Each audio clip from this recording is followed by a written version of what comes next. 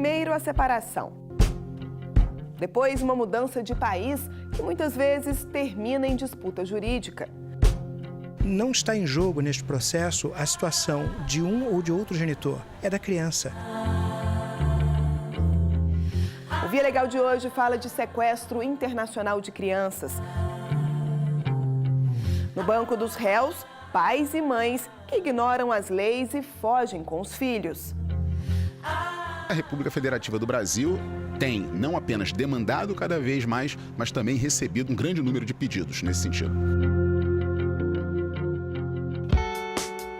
A gente também fala de serviço público. Você sabe quanto deve receber o candidato que foi aprovado, mas ainda está no curso de formação?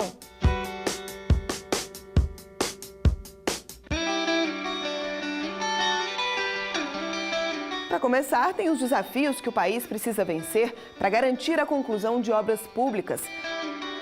Muitas ainda ficam pela metade. Tudo isso agora no Via Legal.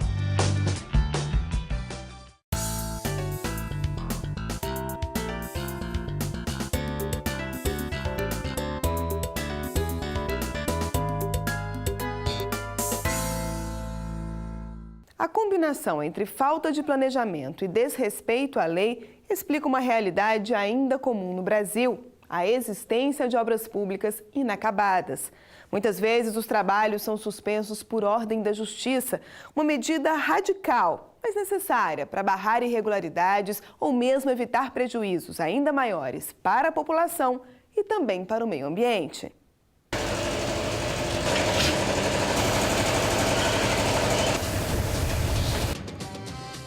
Uma estrada de chão, uma estradinha acabada, não tinha nada. A pista que seu Pedro se refere mudou bastante nas últimas décadas. Hoje é uma avenida de mão dupla, que fica bem na fronteira do Brasil com o Paraguai, na cidade de Foz do Iguaçu. Depois que eles pegou e adrupicou isso aqui, como vai adrupicar, as coisas vão melhorar mais. Foi nos anos de 1990 que o município decidiu alterar o traçado da via. Uma medida radical que gerou mudanças no meio ambiente e também na rotina das famílias que há décadas vivem ao longo da pista. Quando nós chegamos aqui, já tinha bastante gente morando aí. E nós aproveitamos e arrumar um lugarzinho também, não tem onde morar, né? Tem que arrumar um lugarzinho onde que acha, já tem que se encaixar. Seu Valdolírio está entre os que vieram com a família morar na Vila Bambu. Ele conta que a comunidade cresceu com a promessa da prefeitura de duplicar a principal via de acesso ao bairro. Pelo projeto, a avenida deve ter quase 8 quilômetros de extensão. Mas a obra foi interrompida neste ponto. Estão prontos apenas 2,5 quilômetros. O restante da estrada, que vai ficar às margens do Rio Paraná, depende agora de uma nova licença ambiental e da remoção das famílias que vivem aqui. É que a Justiça Federal acatou um pedido do Ministério Público que apontou algumas irregularidades na autorização emitida pelo IBAMA.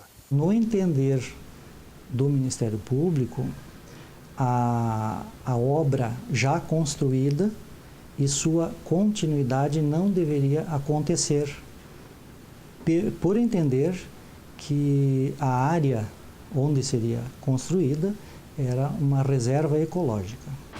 Na ação, além de pedir a suspensão das obras e a destruição de parte da via construída em área de preservação permanente, o Ministério Público Federal solicitou que os responsáveis fossem obrigados a recuperar todos os danos causados ao ecossistema local.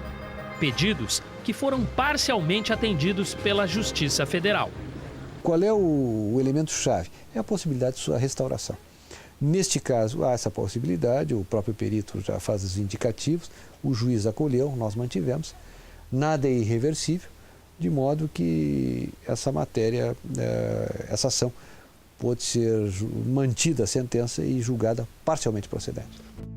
Pesou a favor da prefeitura o fato de a perícia feita no local ter concluído que o trecho já construído não invadiu a área de preservação permanente. Mas a decisão judicial impôs condições à conclusão dos trabalhos. Entre as providências a serem tomadas está a apresentação de um estudo completo dos impactos ambientais e a transferência das famílias. Terá 14 meses para a retirada, a remoção, né, dessas ocupações irregulares ou indevidas, e terá mais um tempo depois para a recuperação do meio ambiente. Para o município, concluir a pista é uma questão de atender ao interesse público.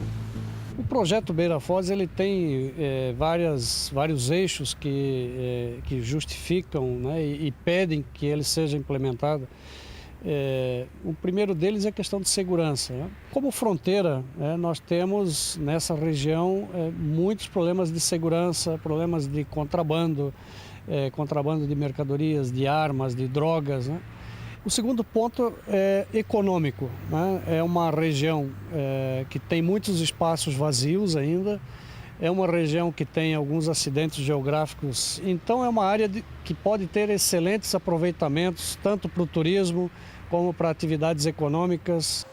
Seu Sebastião espera pelos benefícios do empreendimento. É uma boa. Que aqui tudo nós que moramos aqui, nós sabemos que isso aqui é uma invasão, né? É uma terra de preservação, que nem o senhor falou.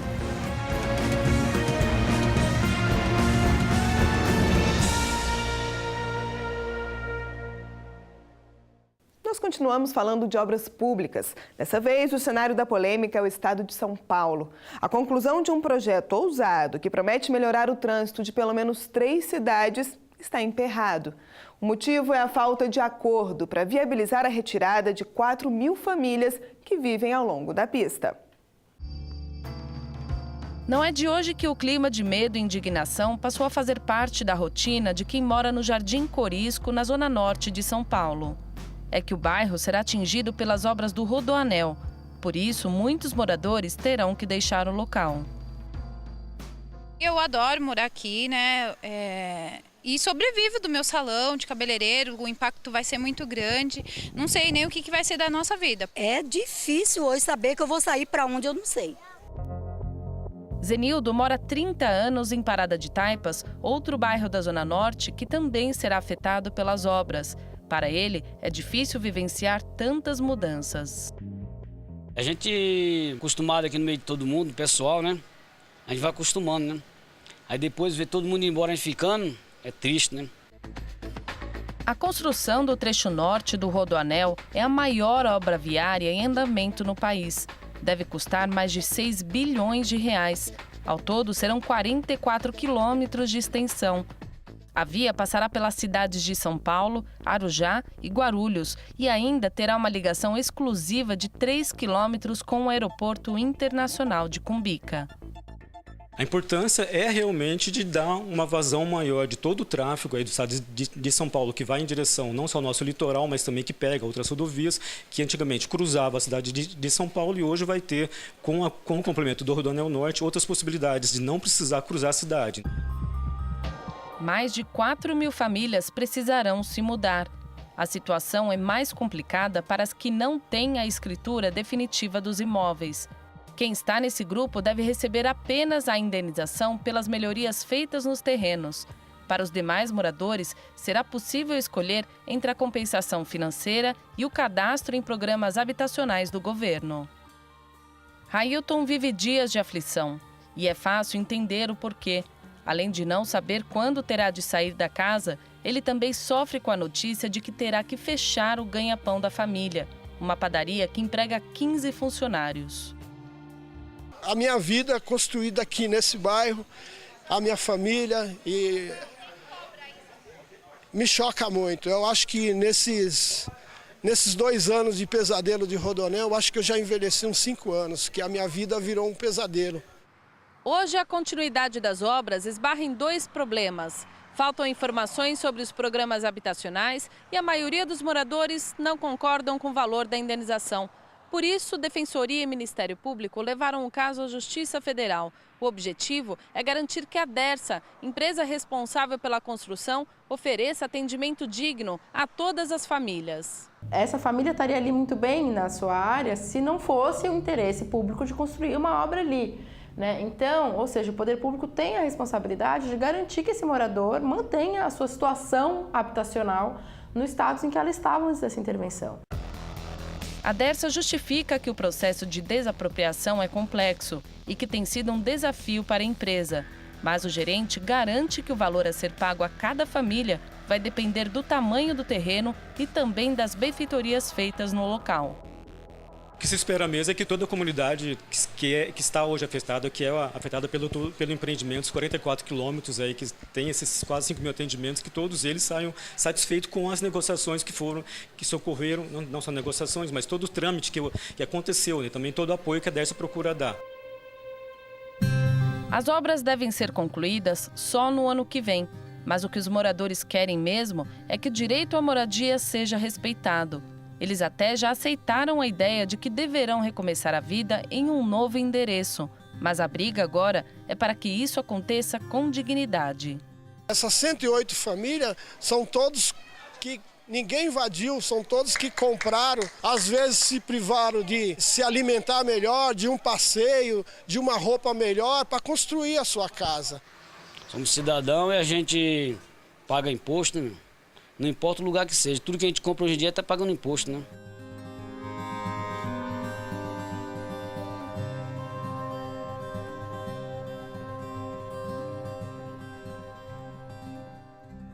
A ação civil pública ainda não foi julgada pela Justiça Federal. A intenção é negociar um acordo em uma audiência de conciliação que deve acontecer ainda no mês de maio.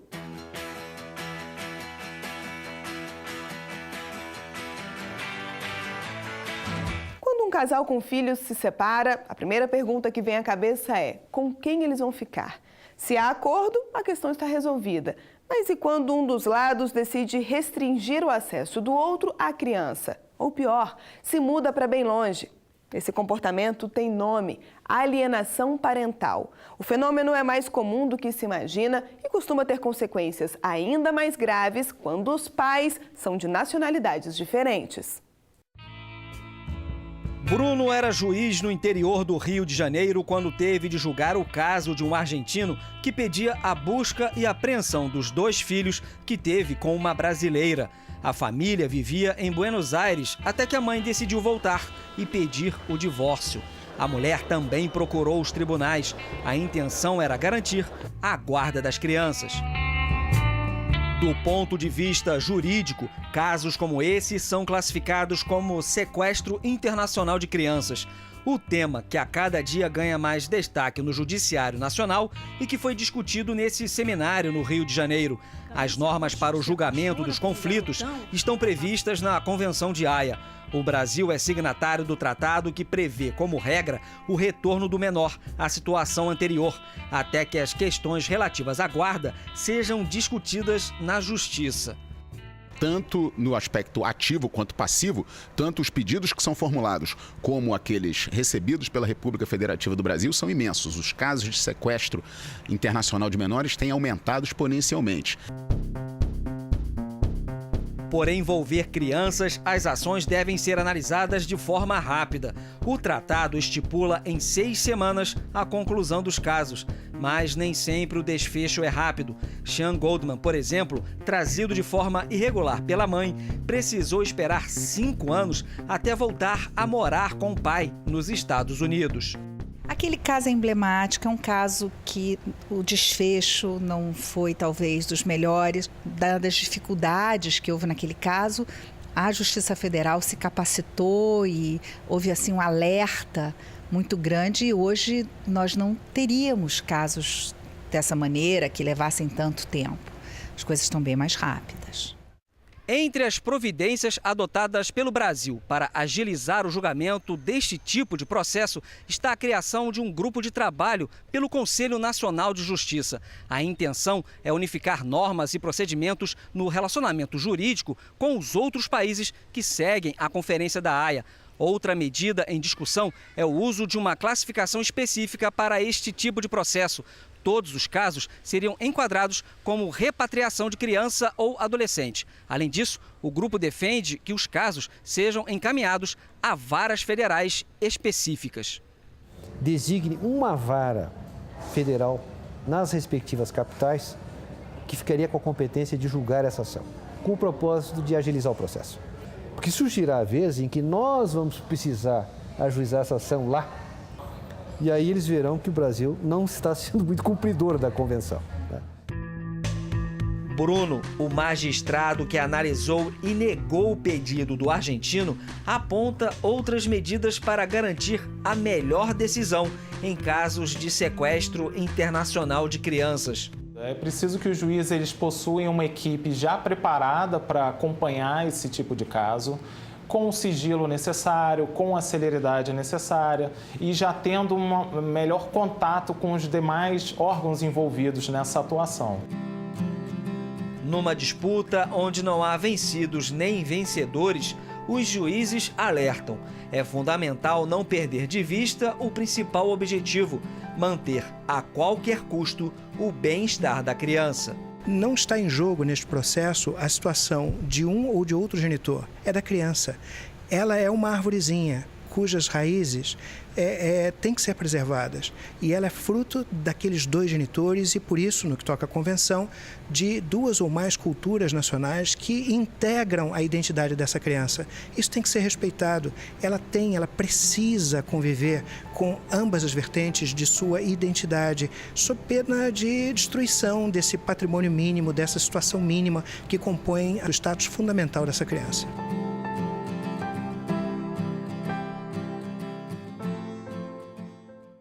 No caso do argentino mostrado no início da reportagem, a Justiça ainda não deu a palavra final. Você pode saber mais sobre as regras previstas na Convenção da Haia acessando este endereço.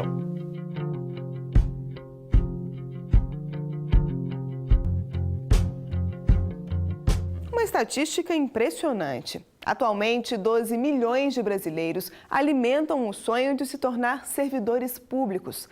Os dados são da Agência Nacional de Proteção e Apoio ao Concurso e revelam ainda que esse número tem crescido em média 40% ao ano. Mas para uma parcela significativa desses candidatos, a conquista definitiva da vaga não depende apenas da aprovação nas provas. Uma turma inteira compenetrada nas palavras do professor. Olhares atentos ao quadro. O momento é de tirar dúvidas. Afinal, a prova está próxima. Vida de concurseiro não é fácil. São horas de estudo por dia e muita concentração.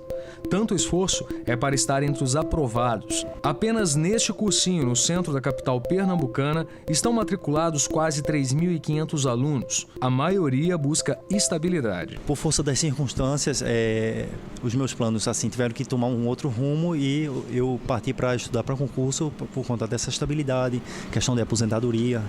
Há 6 meses, 8 meses mais ou menos, que eu resolvi dar continuidade às minhas atividades profissionais, mesmo porque a aposentadoria pelo INSS é complicada. Olha, principalmente a dificuldade de encontrar emprego na minha área, né? E também a questão da estabilidade, que conta muito.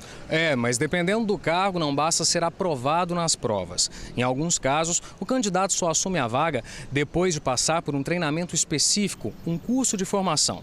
Nessa etapa, que tem caráter eliminatório, a pessoa recebe uma ajuda de custo, que por lei deve ser equivalente à metade do salário inicial da carreira. Uma informação importante que pega muito concurseiro de surpresa. Não tinha esse conhecimento. Eu não sabia que tinha esse limite de 50%. Tanto a exigência do curso de formação quanto o valor a ser pago devem estar previstos no edital do concurso.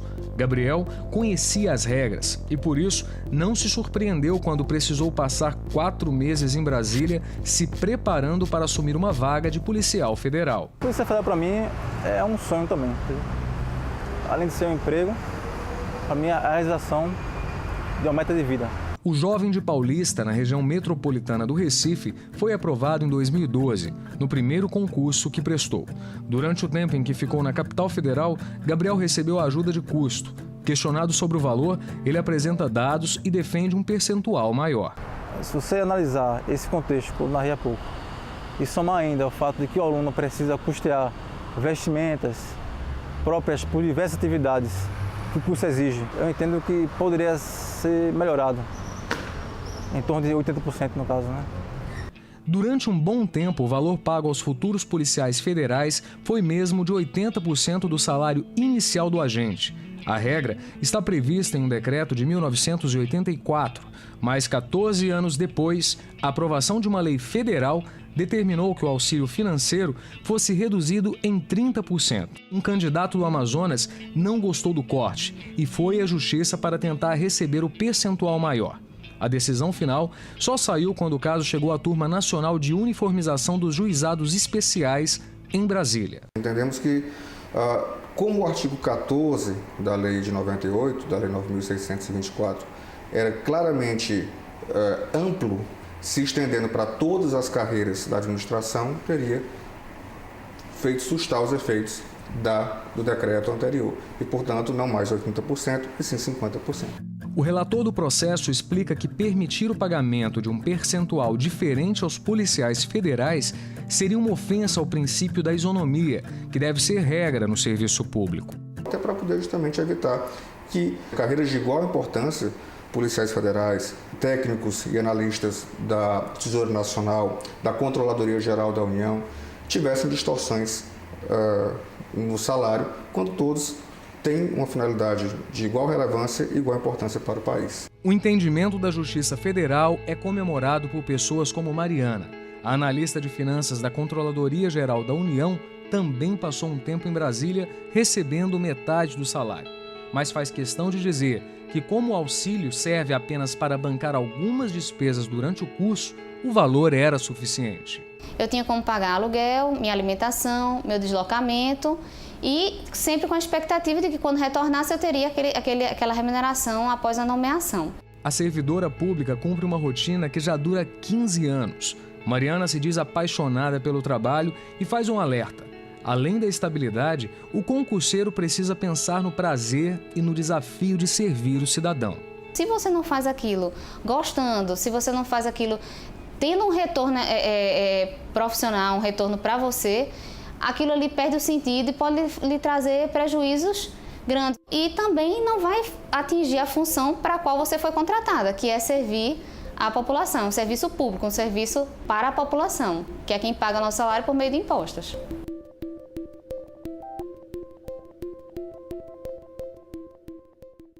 E essa lógica do respeito ao interesse público também deve prevalecer quando o assunto é a transferência de um servidor. As chamadas remoções precisam seguir regras rigorosas.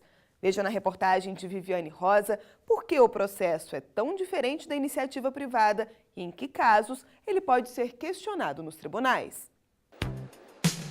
Há 3 anos, o bom desempenho como vendedor nessa concessionária rendeu a Alexandre uma promoção.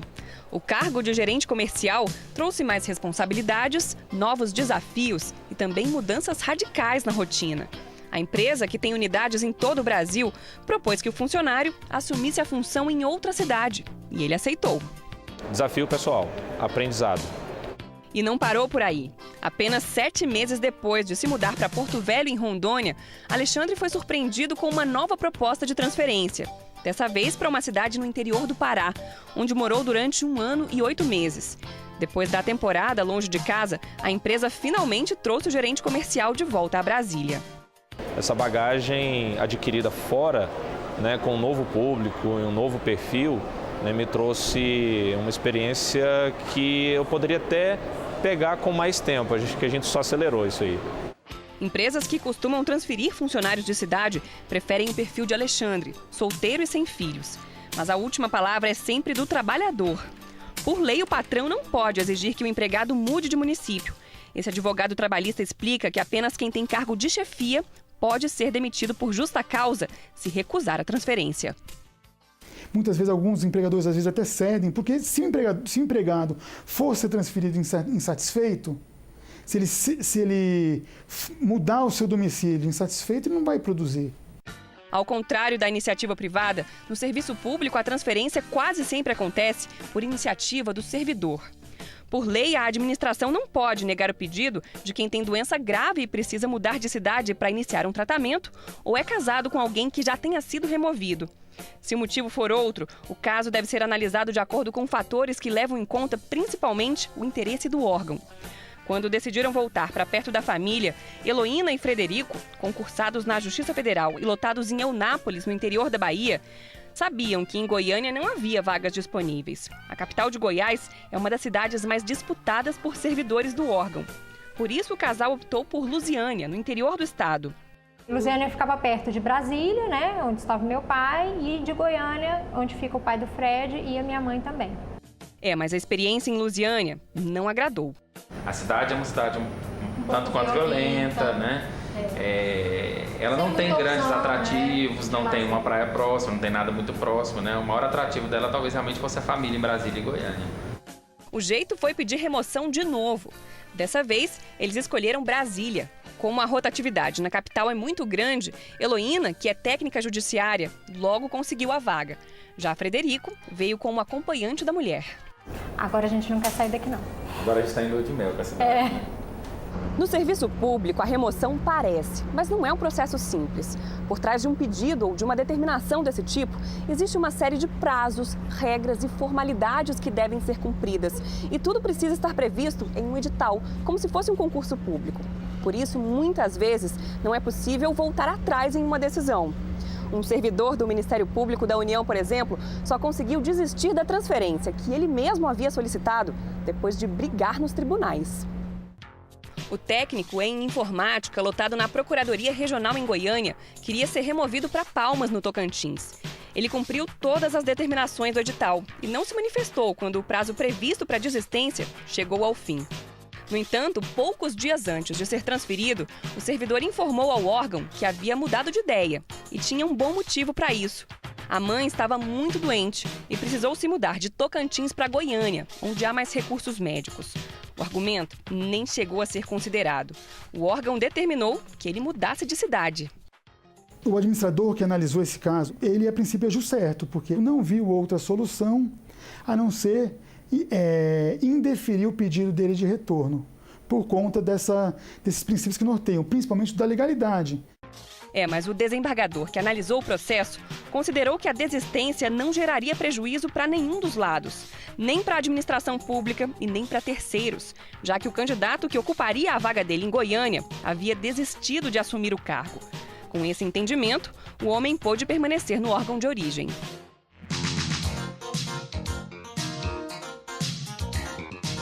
Apesar da burocracia e do rigor das normas, Heloína e Frederico consideram uma vantagem o fato de servidores públicos terem a chance de trabalhar em várias cidades diferentes. Você não precisa achar que você vai viver ali, né, e passar o resto da sua vida ali fazendo só aquela coisa. E perspectivas profissionais também, às vezes aparecem em outro lugar. E havendo essa possibilidade, eu acho que é muito válida assim, para o servidor.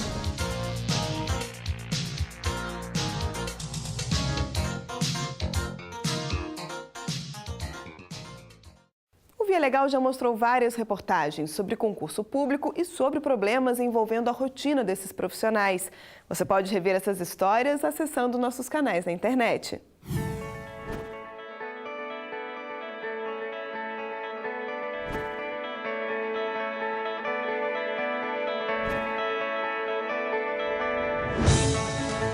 O Via Legal de hoje termina aqui. Na próxima semana tem outras histórias que foram decididas na Justiça Federal. Até lá!